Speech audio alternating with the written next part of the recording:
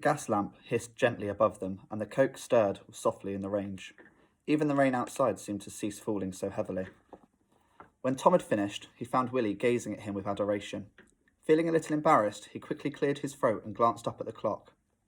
He made Willie cocoa and left him with Sammy to look at the straw roofs while he went upstairs to put up more blackouts. Willie sat back on the poof and traced his fingers over the pictures. He blew over his cocoa and gave Sammy some of the skin, feeling rather important at doing so. Tom appeared at the door with a lamp, and Sammy began to crawl through his legs. "Thought you was being too good for it to last," Tom said, as Sammy tugged at his trouser leg. "Give me the cocoa, William, and you carry the book." Willie climbed up the ladder, but the enormous socks kept making him slip. After much balancing and juggling with cocoa, book, and dog, they all three eventually reached the attic. It was a tiny room, shaped rather like a ridge tent. The ceiling sloped downwards at both sides with a straight piece in the centre. The wooden floor was covered by 2 mats. A small bed lay under one eave, and Cave's blackouts were pinned on the slanting window beside it. Tom had swept the room clean and had fixed a lamp to a hook on the white plaster ceiling. It was hanging there alight. Beside the bed was a low wooden table. "For your books and such," said Tom. He pointed to a china chamber pot on the floor at the end of the bed. "That's so's you don't have to go outside if you want to go to the toilet," he explained. The heat from the front room rose up through the floorboards so that the room, although bare, was warm. Willie crawled under the bed and curled up into a ball. "What you doing?" asked Tom. "You gets into it, not under it." "What, right inside?" exclaimed Willie. Tom drew back the sheets and Willie climbed in between them. He stroked the blankets with his hands. Sammy, meanwhile, was standing impatiently at Tom's side, wagging his tail in lunatic fashion. "Go on, you daft dog," said Tom, and he leapt onto the bed between Willie's arms and licked his face. Slowly, Willie put his arms around him, gave a small cry and burst into tears. "Sorry, mister," he blurted out, and he buried his head into the dog's fur. Tom sat on the edge of the bed until the crying had subsided a little. "Here," he said, handing him a large white handkerchief. "Have a blow in that." Willie looked up shamefacedly. "I ain't ungrateful, mister, honest. I'm happy."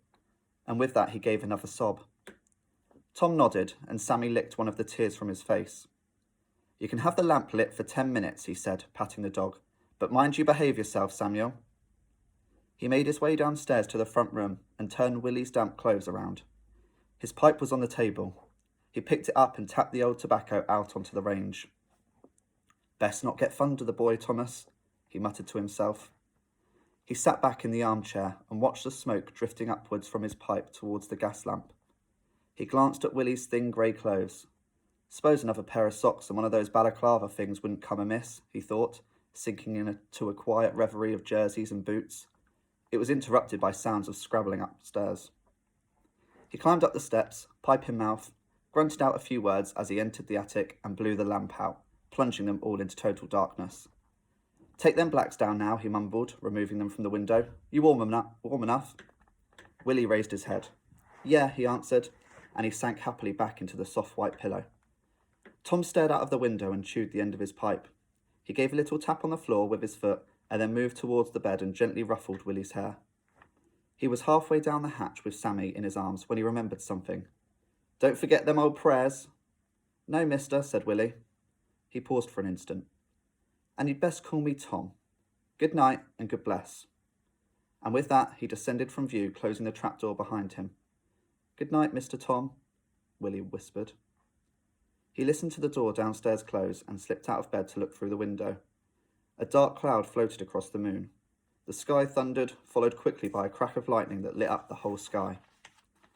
Not much use, these blackouts, Tom had said earlier in the evening.